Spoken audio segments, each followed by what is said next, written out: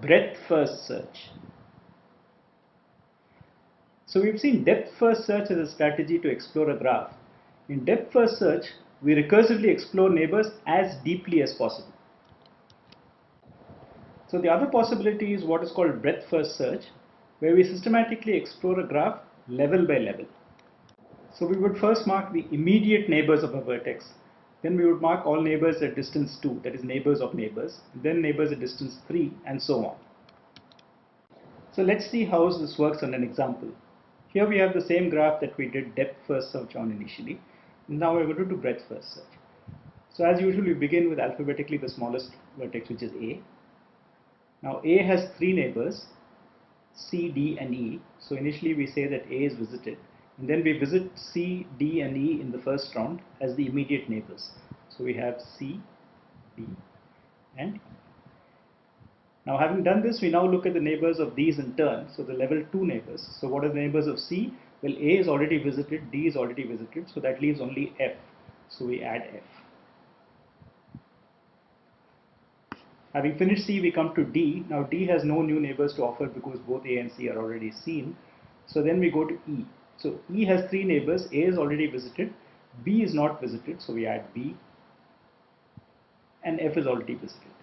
And now when we come to the second level, both F and B have all neighbors visited. So we are done with this component. Now as before, we go to the whole graph and see the smallest unvisited vertex, which happens to be G. So we start a new component with G. Now G has 2 unvisited neighbors, H and J. So we put H and J. And now we look at H first. So H has 1 unvisited neighbor, I. So we mark it and we add it.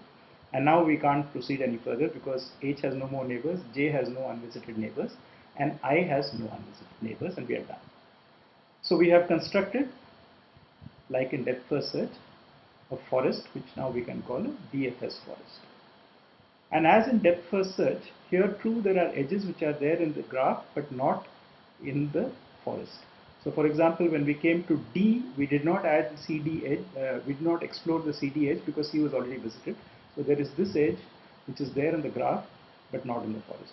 The same is true of the edge from E to F. And the same is also true of the edge from J to I. So here we have 3 edges, and the green edges are called in the BFS context cross edges. So notice that a cross edge in general does not go to the parent, it goes across, and it could be at the same level or it could be at different levels. Now in terms of numbering, if you look at the numbering, there's only one order in which we process these things. So we first process A, then we process C, then we process D, then we process E, right? Then we process F, then we process D, and so on. Because we are not really reversing anything. We add 2 to the level 2 first, C to the level 2 first, so C becomes the first vertex processed level 2. D is added next, so D is processed after C. E is added next, so E is processed after D. So we actually add things to each level in one order and we process them in the same order.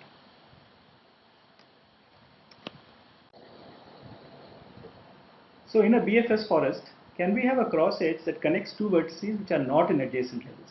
For example, here we see that C is at level 2, F is at level 4. So is it possible to have a cross edge from F to C?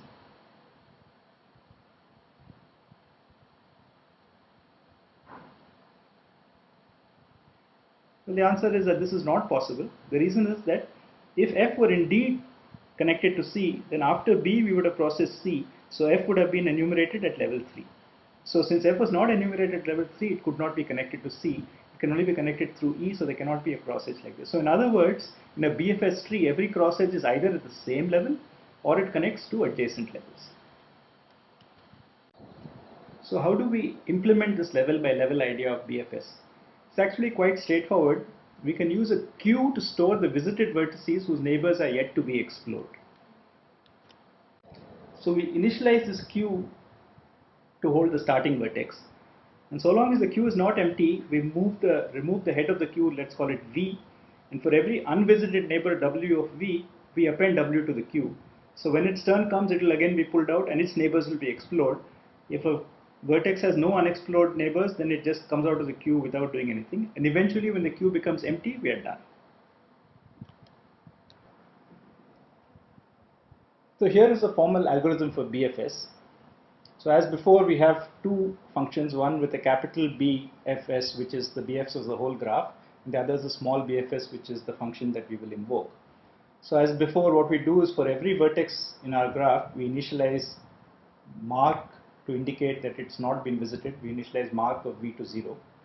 Now count is going to count the order in which you visit the vertices exactly in our first DFS implementation, and we initialize the queue to be empty. Now for each vertex, if it is not marked, we invoke BFS on that. And when we invoke BFS on a vertex, we increment the count and mark it with the count value, and we add it to the queue. And now we start processing the queue. So long as the queue is not empty, we pull out the head of the queue and call it U. And for every edge out of U, we look at the vertex W that the edge points to, and if that W has not been marked, then we increment the count, mark that vertex, and add it to the queue. And of course, we have to remove this head of the queue. So at the end of this while loop, we delete the head of the queue. So we keep adding things to the queue and pulling them out. And when we pull everything out of the queue, this loop terminates. So we have finished the BFS of one vertex. Now, if we have not finished marking all the vertices, we'll pick the next unmarked vertex and do BFS again. So what about the complexity of BFS? Well, actually, it is the same as DFS. Okay. In other words, it is O(n squared) if we use an adjacency matrix representation,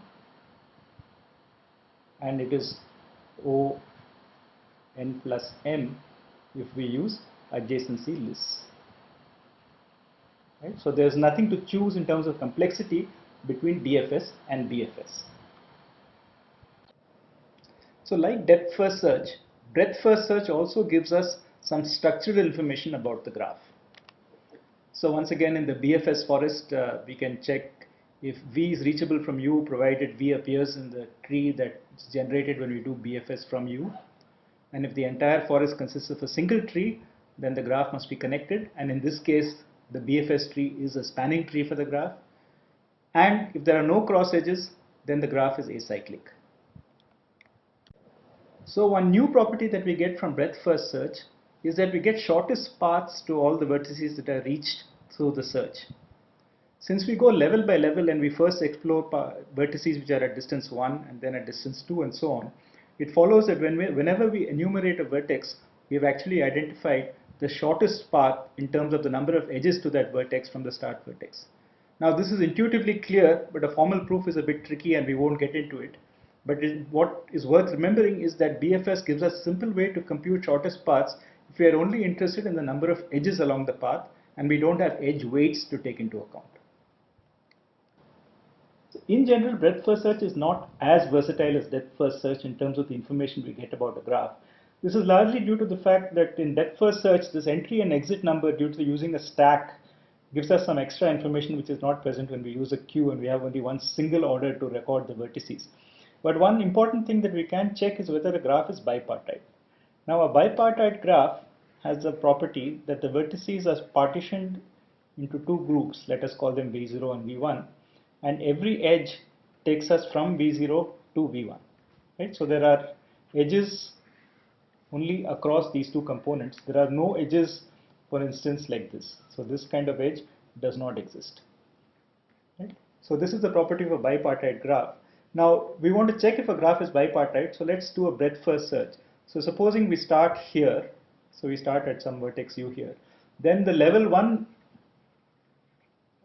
vertices must all be in V1, and then from here the level 2 vertices must all be in V0 again, because every neighbor of U must be in V1, every neighbor of V1 vertex must be in V2, and so on. And so we will have a level by level separation into V0, V1, V0, V1, and so on. Now let us look at cross edges. Right? So a cross edge is an edge which is in the graph but not in the tree.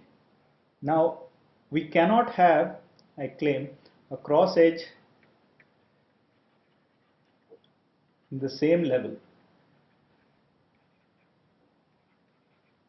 Right? So you cannot have a cross in the same level, because a cross edge in the same level would indicate that we have an edge between two vertices either in V0 or in V1, because each level is either in V0 or in V1. Right? So the property of a bipartite graph in terms of breadth first search is that all cross edges go to adjacent levels, but there are no cross edges at the same level. So to summarize, BFS explores a graph level by level. Like DFS, the complexity is order n squared if you use an adjacency matrix and order n plus m if you use an adjacency list. And you can use BFS like DFS to check whether a graph is connected or a graph is acyclic. You can also use it to check if a graph is bipartite. And BFS gives you shortest paths to every vertex in terms of the number of edges along the path.